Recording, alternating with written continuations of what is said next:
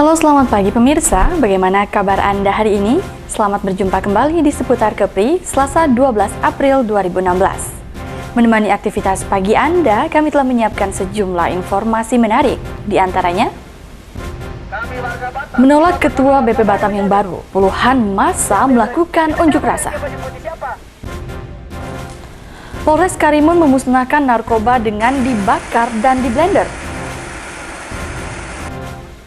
Wali Kota Tanjung Pinang resmi mengukuhkan pengurus Persatuan Perawat Nasional Indonesia.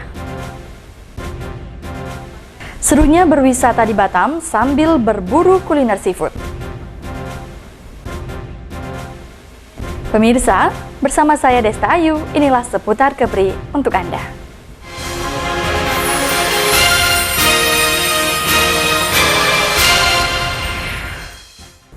Pemirsa, puluhan massa dari Garda Indonesia melakukan unjuk rasa di depan kantor BP Batam Senin kemarin. Demo tersebut dilakukan untuk menolak Ketua BP Batam yang baru, Hartanto Reksodiputro. Ada sesuatu atau keperluan yang dilakukan oleh... Unjuk rasa yang dilakukan puluhan massa dari Lembaga Swadaya Masyarakat Garda Indonesia ini merupakan aksi penolakan atas kedatangan Ketua BP Batam yang baru, yakni Hartanto Reksodiputro. Menurut mereka, pelantikan Ketua BP Batam yang dilakukan pada Selasa malam lalu merupakan aksi yang patut dicurigai karena digelar pada pukul 9 malam dan tanpa sepengetahuan media. LSM yang diduga suruhan internal BP Batam ini juga mengancam akan melakukan aksi unjuk rasa hingga akhir April mendatang. Hal ini dilakukan karena Ketua BP Batam yang baru merupakan calon legislatif yang gagal lolos masuk DPR RI pada tahun 2004 lalu, yang juga dinilai akan gagal dalam memimpin BP Batam ke depan. Ketua LSM Garda Indonesia Aldi Braga menegaskan bahwa jika Ketua BP Batam yang lama Mustofa Wijaya CS melakukan kesalahan harus ditegur dan bukan diberhentikan karena surat tugas masih berlaku hingga tahun 2019 mendatang. Jadi ini kami demo itu menolak penetapan pimpinan BP Batam yang baru, Hartanto Reksodiputro. Kami anggap ilegal. Yang pertama, melanggar beberapa aturan. Salah satunya KEP 59 2008, nomor 27 2013, nomor 20 2014. Kita demo sampai tanggal 30. Jadi April adalah bulan demo. Karena kita, sekali lagi saya tegaskan, bukan mendukung Mustafa CS, bukan menentang Hartanto CS, tapi kita bagaimana meluruskan aturan. Aldi Braga juga mengancam akan memeriksa seluruh dokumen dari Ketua BP Batam yang baru, Hartanto Reksodiputro, saat tiba di Batam nanti. Dari Batam, Alfi Sahri, MNC Media melaporkan. Kepala BP Batam yang baru beserta deputi menggelar jumpa pers di kantor BP Batam pada Senin sore. Dalam jumpa pers tersebut, Hartanto Reksodiputro menegaskan tidak akan ada pengalihan aset maupun pegawai dari BP Batam ke Pemko Batam. Menurut Hartanto Reksodiputro yang terpilih sebagai Kepala Badan Pengusahaan BP Batam menjelaskan, jika terjadi perpindahan aset dan pegawai, maka akan memicu keributan antara pemerintah Kota Batam dengan BP Batam. Dalam hal ini, Hartanto meminta kepada para pegawai BP Batam untuk tidak terpancing dengan kabar yang belum tentu benar. Pegawai BP Batam juga diminta agar tetap solid dan bekerja dengan tekun untuk memajukan Kota Batam. Selain itu, salah satu tujuan untuk mengetahui kekuatan sumber daya manusia SDM BP Batam, yaitu dengan cara mengaudit SDM di internal BP Batam sendiri. Dan dimanfaatkan apa benar aset-aset itu akan dialihkan dan sebagainya? Saya katakan tidak. Jawabannya tidak. Ya. Kalau aset-aset itu dipindahkan dan dialihkan, buat apa kita ada di sini? Diharapkan kepada masyarakat untuk merubah pola berpikir atau cara pandang yang regulator tentang BP Batam, karena pada saat ini untuk menarik para investor dinilai sangat sulit. Pola pikir yang benar harus dilakukan dengan cara yang cepat, melayani, dan murah atau memberikan manfaat. Selain itu juga memperbaiki infrastruktur fisik yang sudah tersedia seperti air dan listrik. Dari Batam, Alfi Sahri, MNC Media melaporkan. Beralih ke topik lain. Setelah 10 hari ditangkap dan diperiksa, Senin sore polisi akhirnya memberi keterangan resmi terkait kasus pembunuhan yang terjadi di Batu Merah dengan korban Muhammad Petir. Motif pembunuhan tersebut karena sakit hati. Timah panas yang menembus kaki bagian kiri Andika Tanjung memang sudah mengering. Namun pria 32 tahun ini masih terlihat berjalan pincang. Tersangka sudah bisa dengan lancar memberikan keterangan kepada polisi terkait aksinya menghabisi korban di rumahnya di kawasan Batu Merah 30 Maret lalu. Kasat Reskrim Polres Tabarelang mengatakan aksi pelaku sudah direncanakan. Hal ini terlihat dari kedatangan pelaku ke rumah korban dengan membawa 2 senjata tajam. Motif pembunuhan ini adalah karena pelaku sakit hati pada korban yang tak kunjung memenuhi janjinya untuk memasukkan kerja di salah satu perusahaan di Batu Ampar. Untuk mendapatkan pekerjaan itu, pelaku juga sudah membayar uang pelicin sebesar 300.000. Karena pekerjaan yang dijanjikan tak kunjung didapat, pelaku kesal dan meminta uangnya kembali. Namun korban justru marah dan mengancam pelaku. Dari situlah pelaku kesal lalu mendatangi korban. Sempat terjadi duel antara pelaku dan korban.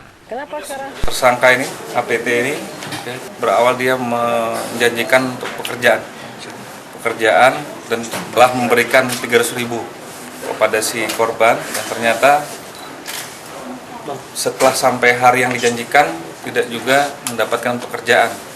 Korban dinyatakan penipu oleh si tersangka. Sementara pelaku mengaku menyesal dengan perbuatannya yang telah menghilangkan nyawa Peter. Aksi nekat pelaku dikarenakan tidak terima anak istrinya diancam oleh korban. Ya, apa yang dia janjikan? Katanya kepastiannya saya bekerja atau uang balik nanti pagi gitu. Oh gitu. Karena saya terasa terancam juga, diancam juga anak istri, dan kan anak istri saya keluar rumah nggak bisa. Andika dijerat dengan pasal pembunuhan berencana dengan ancaman hukuman 20 tahun penjara. Dari Batam, Gusti Yunusa, MNC Media melaporkan. Sejumlah barang bukti narkoba hasil tangkapan polisi dan tim anti narkoba Bea Cukai Karimun dimusnahkan dengan cara dibakar dan diblender. Pemusnahan barang bukti narkoba berlangsung di Aula Rupatama Mapolres Karimun Senin kemarin. Aparat gabungan dari Polres Karimun, Bea Cukai, Badan Narkotika Kabupaten, dan Pengadilan Negeri Karimun memusnahkan barang bukti narkoba hasil tangkapan tahun 2016.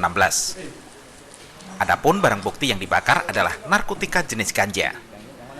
Sementara narkoba jenis ekstasi, sabu-sabu, dan pil koplo digiling hingga hancur dengan blender.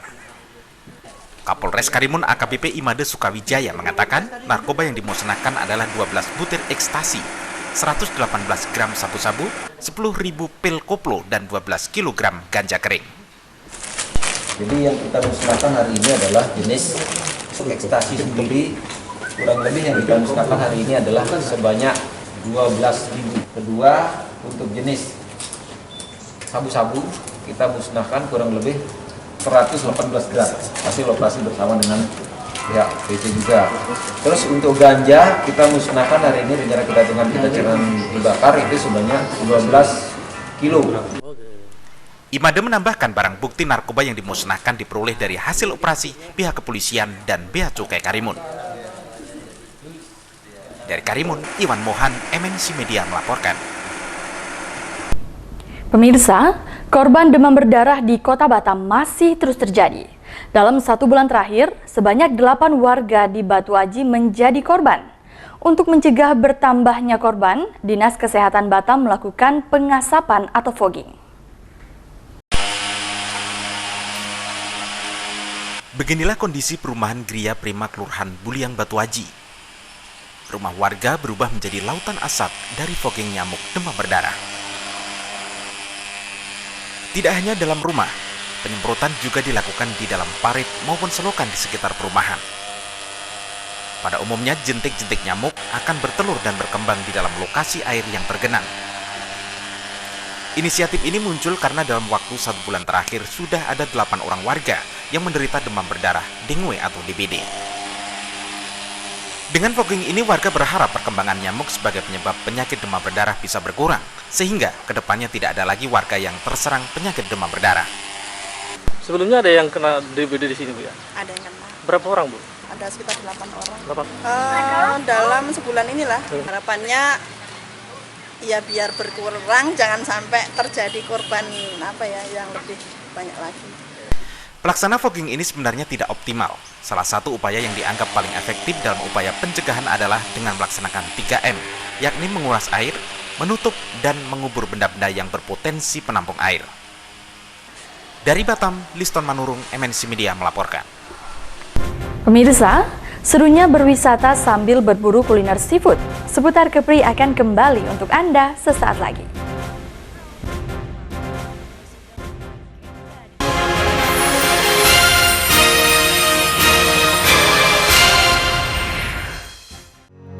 Kuatlah hatimu hadapi masalah, tegarkan langkahmu hadapi semua. Terkadang hidup terasa berat, tak mengerti akan hidup ini. Namun di balik semua cobaan, Tuhan masih pedulikanmu. Kuatlah hatimu hadapi masalah, tegarkan langkahmu hadapi semua. Kuatlah hatimu hadapi masalah, tegarkan langkahmu hadapi semua. Kuatlah hatimu hadapi masalah, tegarkan langkahmu hadapi semua. Kuatlah hatimu hadapi masalah, tegarkan langkahmu hadapi semua. Terkadang hidup terasa berat, tak mengerti akan hidup ini. Namun di balik semua cobaan, Tuhan masih pedulikanmu. Kuatlah hatimu hadapi masalah, tegarkan langkahmu hadapi semua. Terkadang hidup terasa berat, tak mengerti akan hidup ini. Namun di balik semua cobaan, Tuhan masih pedulikanmu. Kuatlah hatimu hadapi masalah, tegarkan langkahmu hadapi semua. Kuatlah hatimu hadapi masalah, tegarkan langkahmu hadapi semua. Kuatlah hatimu hadapi masalah, tegarkan langkahmu hadapi semua.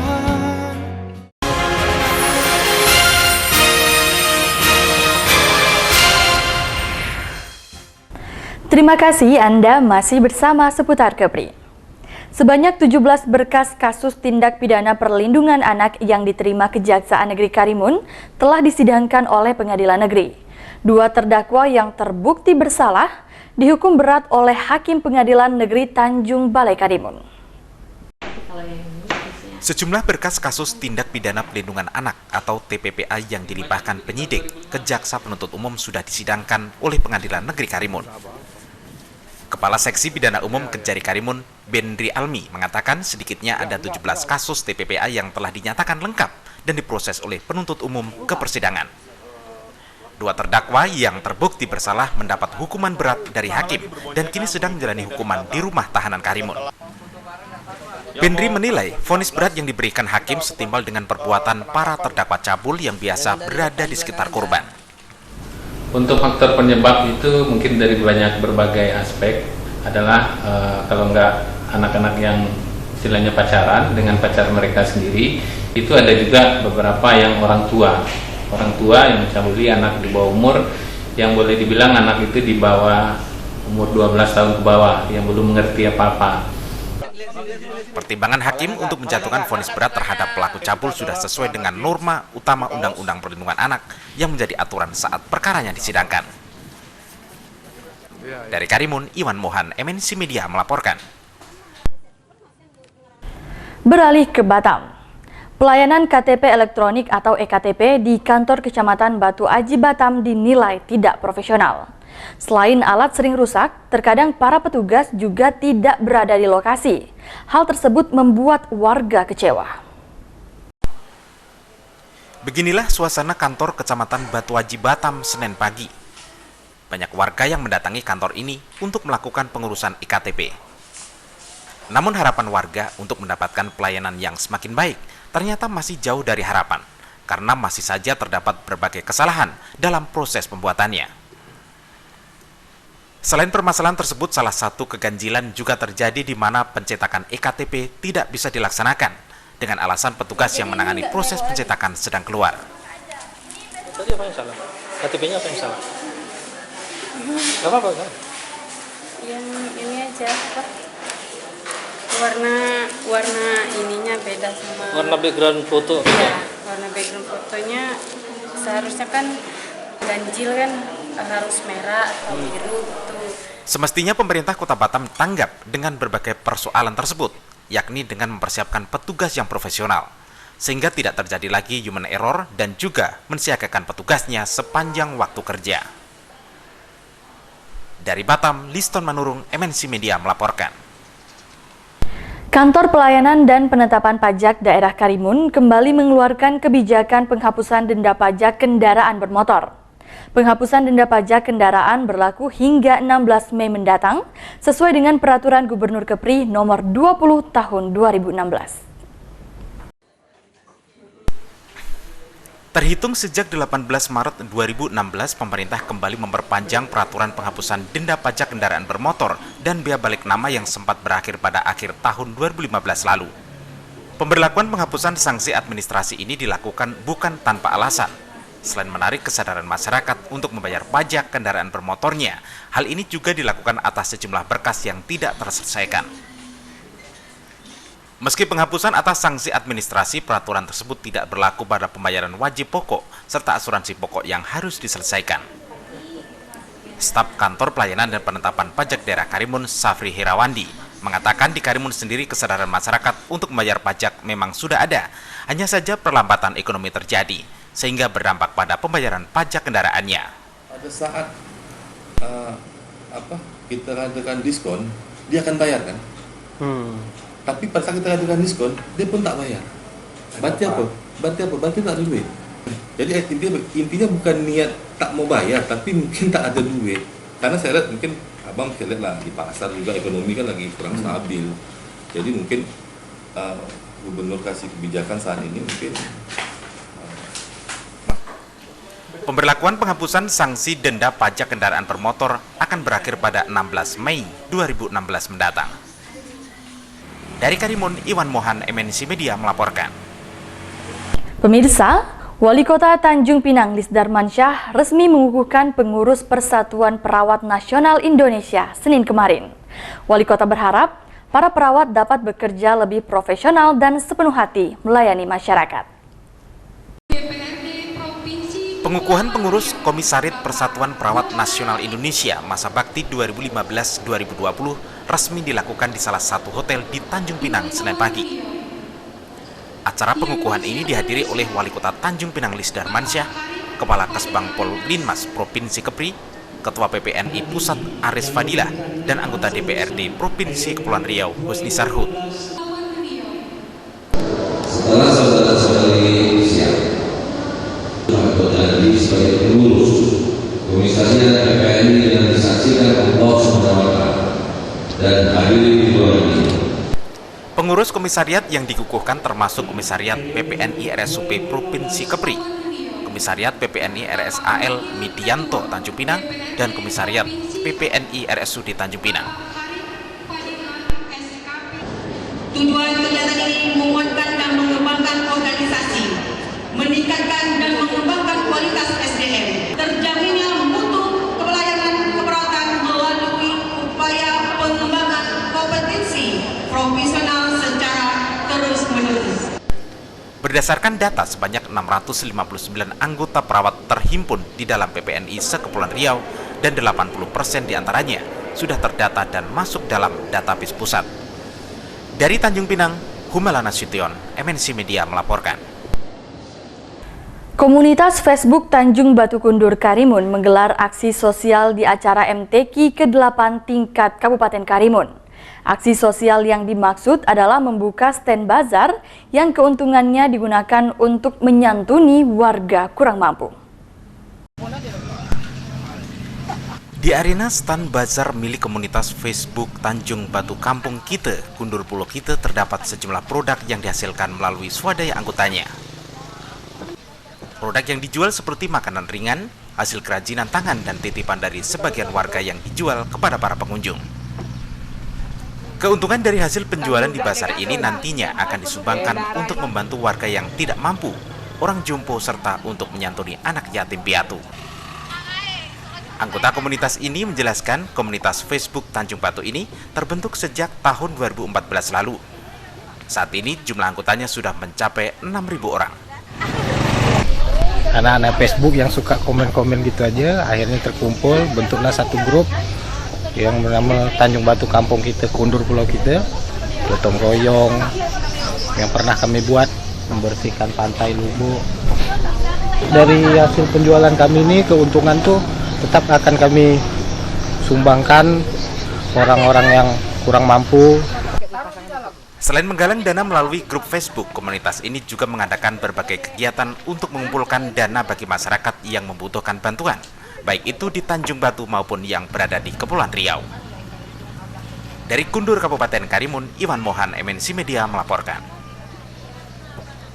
Pemirsa, Batam tidak hanya menjadi destinasi wisata belanja. Selain bisa menikmati wisata pantai ataupun wisata sejarahnya, pengunjung yang datang ke Batam bisa berwisata kuliner untuk mencicipi aneka menu makanan seafood yang dapat menggoyang lidah. Anda penasaran? Berikut laporannya untuk Anda.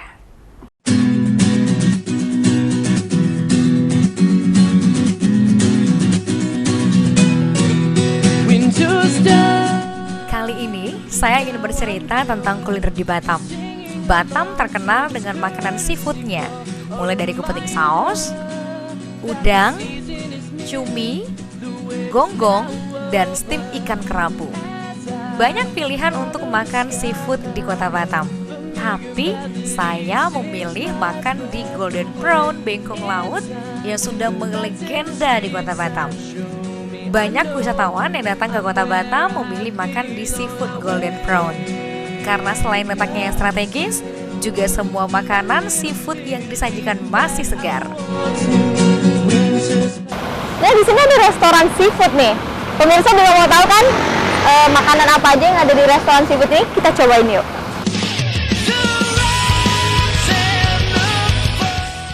Ketika pengunjung memasuki restoran, pengunjung disuguhkan dengan pemandangan kolam ikan dan kincir air yang sedang berputar. Di restoran ini, pengunjung bebas memilih ikan atau jenis makanan laut lainnya sesuai selera. Pasalnya, di restoran Golden Prawn menyediakan sebuah tempat yang mirip dengan pasar ikan kecil, yang menyediakan macam-macam ikan dan kerang yang masih hidup, segar pula. Karena dijual masih hidup, rasanya pun sudah pasti lebih segar dan nikmat jika diolah.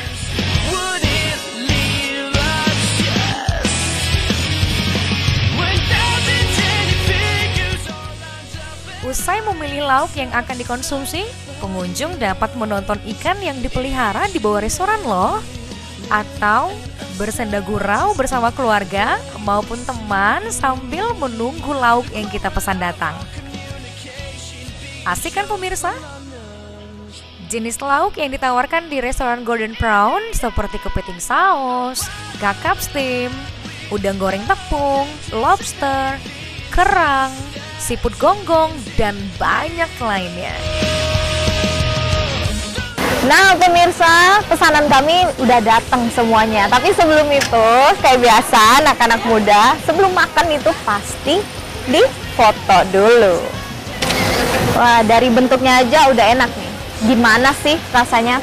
Nah di sini kita punya ada yang namanya lobster, yang itu kepiting saus, dan juga gonggong. Gonggong ini khas Batam dan juga Golden Prawn Bengkong Laut Batam. Pasti pemirsa juga penasaran gimana rasanya kan? Gimana kalau kita coba aja sekarang? Yuk.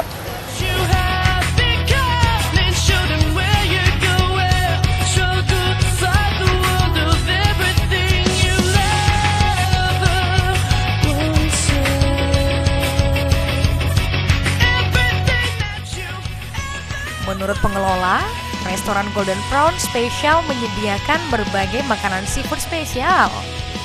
Pengunjung yang datang ke restoran seafood Golden Prawn Bengkong Laut ini umumnya berkelompok atau rombongan, baik rombongan keluarga, rombongan perkantoran, dan rombongan wisatawan lokal maupun mancanegara, seperti Singapura, Malaysia, Thailand, dan bahkan dari Eropa loh. Kita punya restoran Golden Prawn ini ya sediakan menunya spesial seafood. Semua kita spesialnya seafood aja, tidak ada yang lain, cuma kita ibaratnya raja laut lah. Nah mayoritas dari turis-turis pengunjungnya itu dari negara mana aja biasanya? Mayoritas dari orang dari Singapura, dari negara jiran lah, seperti di Singapura, Malaysia, Hong Kong, Thailand, itu semua kita bisa bawakan mereka, itu tarikan mereka kunjung ke tempat Golden Prawn Bengkong Laut di Batam.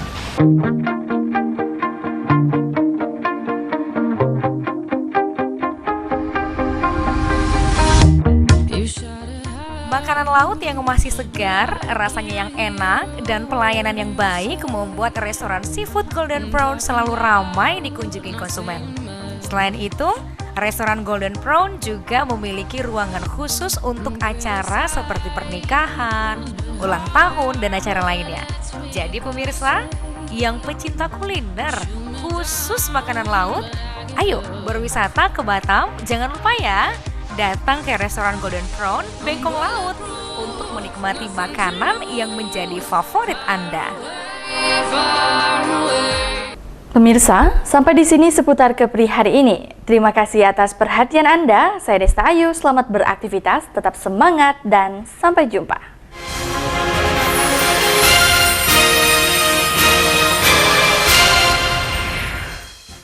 Kuatlah hatimu hadapi masalah, tegarkan langkahmu hadapi semua.